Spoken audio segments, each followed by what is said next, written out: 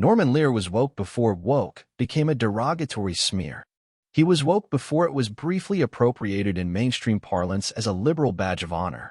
Before he died on Tuesday at the age of 101, Norman Lear was one of the few people alive who entirely preceded the term, which can trace its origins to as far back as 1931 as a warning among African Americans to stay vigilant for racist threats. That was also the year that Lear, then a 9-year-old Jewish American boy growing up in Connecticut, experienced the awakening of his own social consciousness, coming across a broadcast from the anti-Semitic Father Charles Coughlin, considered a progenitor of hate radio.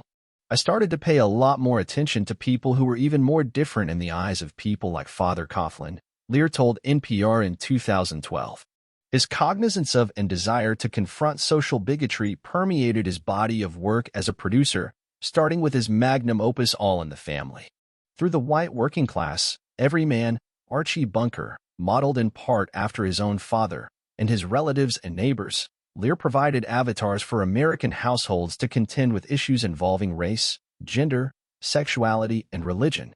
He was a conscience for America, someone who reflected the real American life, says Hector Elizondo, who met Lear more than 50 years ago when he guested on the All in the Family second season episode The Elevator Story, in which Archie gets stuck in a lift with a black businessman, a white secretary, and a Puerto Rican couple imminently having a baby. He supported people who deserve supporting. All in the Family became the first series to top the Nielsen ratings for 5 straight years and would collect a total of 22 Emmys. At one point, the prolific Lear had 9 shows on the air and 3 of the 4 highest-rated series.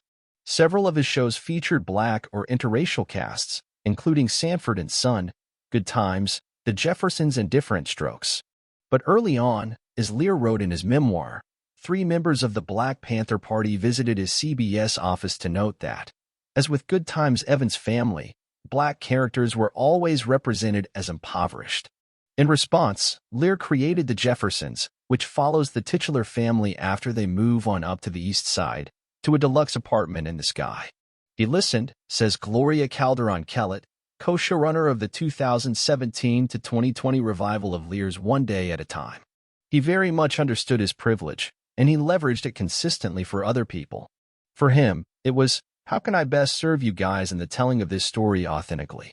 When Lear decided to reimagine One Day at a Time with a Cuban-American family, the reboot became a reflection of what it was like to be Latino under the Trump administration, Calderon-Kellett says. It awoke conversations that had to be had. Lear's passion for social equity and justice led him to extend his reach beyond his day job as a television producer.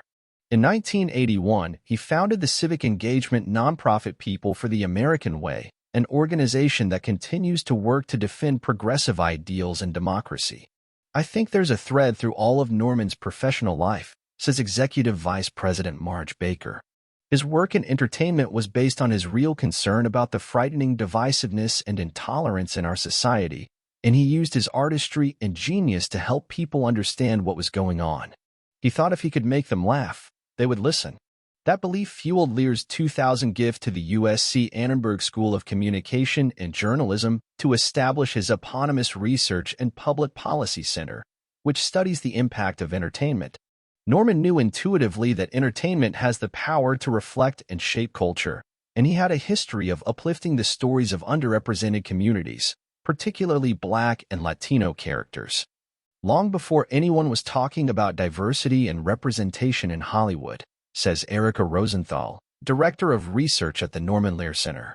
Even in his 9th decade, he continued to work actively to persuade new generations of storytellers to consider the weight of their words, hosting private events at his home and participating in panels at the Writers Guild, adds Kate Folb, director of the Norman Lear Center's Hollywood, Health and Society Division.